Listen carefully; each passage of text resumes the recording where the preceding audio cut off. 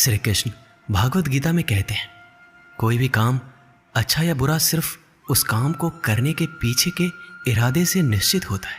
कोई भी काम अच्छा हो या बुरा वो केवल एक वजह से बनता है, और वो है उस काम को करने के पीछे आपका इरादा कैसा है। आप उस काम को करना क्यों चाहते हो? क्या आप उस काम को इसलिए कर रहे हैं जिससे आपका कोई स्वार्थ पूरा हो, या आप इसलिए कर रहे हैं कि किसी का भला हो जाए? काम भले ही एक हो, लेकिन उसका नतीजा इस बात पर निर्भर करता है कि आपका उद्देश्य सही है या बुरा है। महाभारत के युद्ध में पांडव भी युद्ध कर रहे थे और कौरव भी युद्ध कर रहे थे, लेकिन दोनों के उद्देश्य बिल्कुल विपरीत थे। पांडव अपने धर्म के लिए युद्ध कर रहे थे और कौरव अधर्म के लिए युद्ध कर रहे थे। दोनों एक ही मैदान में थे और दोनों ही अपनी पूरी ताकत के साथ एक दूसरे से लड़ रहे थे, लेकिन दोनों का काम एक होने के बाद भी और मेहनत भी एक होने के बाद भी कौरव हार गए और पांडव जीत गए। इसके पीछे का एक ही कारण था, और वो है उनके काम को करने के पीछे का इरादा। एक का इरादा सही और एक का गलत था। भागवत गीता में श्री कृष्ण कहते हैं, इंसानियत के सिवाय इस दुनिया में कुछ भी नहीं रहता है। इंसान जब पैदा होता है नंगा आता है, जब वो मरता है ऐसे ही जला दिया जाता है, उसके साथ कुछ भी नहीं जाता। जिंदगी में जो कुछ भी यहाँ आने पर मिला है वो आपको आने से पहले किसी और का था, और जब आप यहाँ से चले जाएंगे तो किसी और का हो जाएगा। जो पैसे आज आपके पास है, जो नाम आज आपके पास है, जिस पोजीशन पर आप आज हैं, उससे पहले उस पोजीशन पे कोई और था। आज भले ही आप हो, लेकिन कल कोई और आपसे वो छीन लेगा। यही सृष्टि का नियम है, और यही भागवत गीता की सबसे बड़ी सीख है जो हर एक पृथ्वीवासी को समझनी चाहिए। तो अगर बदलाव इस दुनिया का नियम है, तो ऐसी कौन सी चीज़ है जो हमेशा रहती है, जो हमारे मरने के बाद भी इस दुनिया में रहेगी? वो चीज़ है इंसानियत। सबसे पहले एक अच्छा इंसान बनिए, और हर एक मनुष्य उस परमात्मा का अंश है, जो हमारे सीधे तार उस परमात्मा से जुड़े हुए हैं। जो हमारी आत्मा कभी गलत नहीं हो सकती, पर हम शरीर के सुखों के लिए गलत कर्मों को करने में लग जाते हैं, और उनका नतीजा भी गलत होता है। आज हमारे पास जो कुछ भी है, चाहे हमारा प्यार हो या रिश्ता हो या पैसा या नाम, एक दिन हमसे छिन जाएगा, दूर चला जाएगा। यही सृष्टि का नियम है। जो कल किसी और का था वो आज आपका है, लेकिन जो आज आपका है वो आने वाले दिनों के बाद किसी और का हो जाएगा। श्रीमद् भागवत गीता में श्री कृष्ण कहते हैं, आप जैसा सोचते हो वैसा बन जाते हो। आज आप अपने जीवन में जो कुछ भी हो, केवल और केवल आपकी सोच की वजह से हो। आज कोई भी इंसान अगर किसी लेवल पे है, चाहे वो लेवल ऊपर हो या नीचे, वो सिर्फ उस इंसान की सोच की वजह से है। अगर एक भिखारी भी अमीर बनना चाहे तो बन सकता है। दुनिया में कोई ऐसी ताकत नहीं है जो उसे अमीर बनने से रोक सके।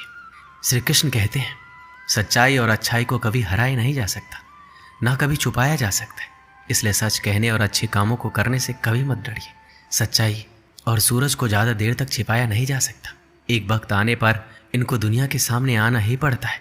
आप उनको सामने आने से नहीं रोक सकते। इसलिए अगर आज आप कोई ऐसा काम कर रहे हैं जो गलत है और जिसमें झूठ है, तो आपको उस काम को तत्काल ही छोड़ देना चाहिए, क्योंकि किसी ना किसी दिन आपकी सच्चाई इस दुनिया के सामने जरूर आएगी। हम सब अपने जीवन में बहुत सारे झूठ बोलते हैं, किसी के आरोप से बचने के लिए या फिर अपना फ़ायदा देखने के लिए। भागवत गीता में ये कहा गया है, अगर आप कोई ऐसा सच बोलते हैं जिससे किसी मासूम के साथ अन्याय होता हो, तो वह बोला गया सच अच्छा नहीं होता है। और अगर आप ऐसा असत्य बोलते हो जिससे किसी का भला होता है पर किसी का नुकसान भी नहीं होता है, तो बोला गया असत्य भी बुरा नहीं होता। इसमें महत्वपूर्ण बात यह है कि किसी के साथ अन्याय नहीं होना चाहिए। इस सत्य असत्य और असत्य सत्य को समझना बहुत ही बारीकी का काम है। इसलिए अपने विवेक से 2 बार सोचने के बाद ही निर्णय लें कि आपको क्या बोलना चाहिए और क्या नहीं। भागवत गीता में श्री कृष्ण कहते हैं, हमें सिर्फ कर्म करने का अधिकार है, फल के बारे में ना सोचें। आपको काम करने की तो छूट है, लेकिन अपने आपके उस काम में होने वाली जीत और हार में खुद को बांध करके नहीं रखना चाहिए। ये एकमात्र ऐसी चीज़ है जो अगर इंसान समझ ले तो उसका 100% दुख समाप्त हो सकता है, और वो बिना किसी परेशानी के मेहनत कर सकता है। ऐसी कोई मंजिल नहीं रह जाएगी इस दुनिया में जिसे वो हासिल ना कर सके। और सबसे शानदार बात तो ये होगी, सब कुछ प्राप्त करने के बाद उसे कभी घमंड नहीं होगा। आपको कभी भी किसी काम को करने का उद्देश्य ये नहीं होना चाहिए कि अगर इस काम को मैं अगर कर लूँगा तो मुझे ये फल प्राप्त हो जाएगा।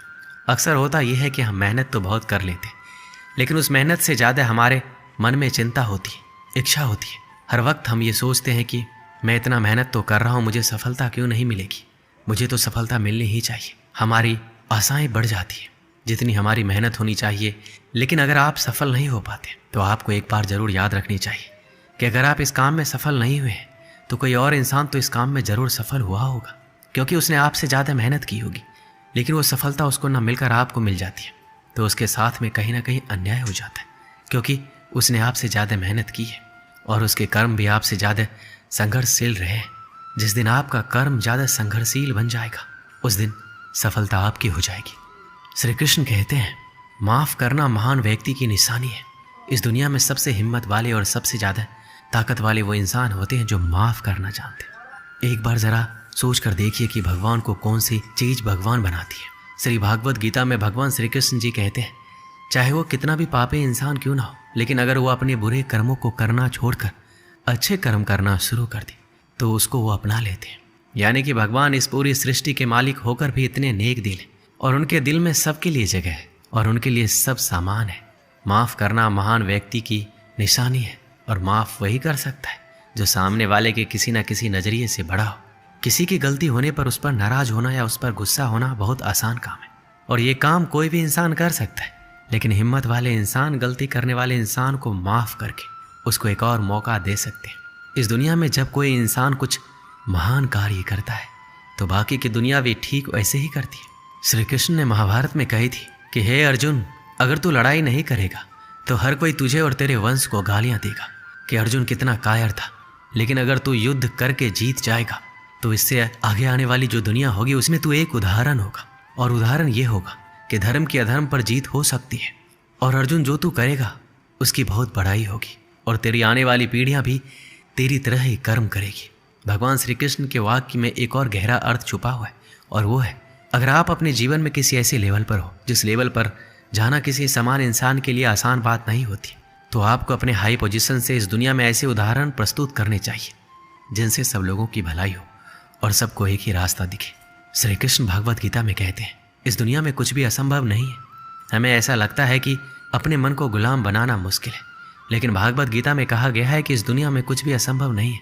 हम अपने दिमाग को, अपने विचारों को खुद को वश में कर सकते हैं, बशर्ते अगर हम ऐसा करना चाहें और अगर इसका अभ्यास करें तो संभव है।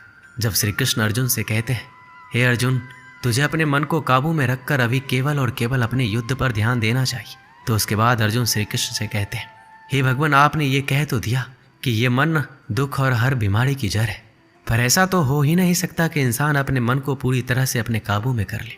फिर ऐसा कौन सा तरीका है जिससे अपने मन को काबू में कर सकते हैं? इस प्रश्न पर भगवान श्री कृष्ण जवाब देते हुए कहते हैं कि दुनिया में कोई ऐसा काम नहीं है जिसको कोई इंसान नहीं कर सके। प्रयास से हर काम सफल बनाया जा सकता है।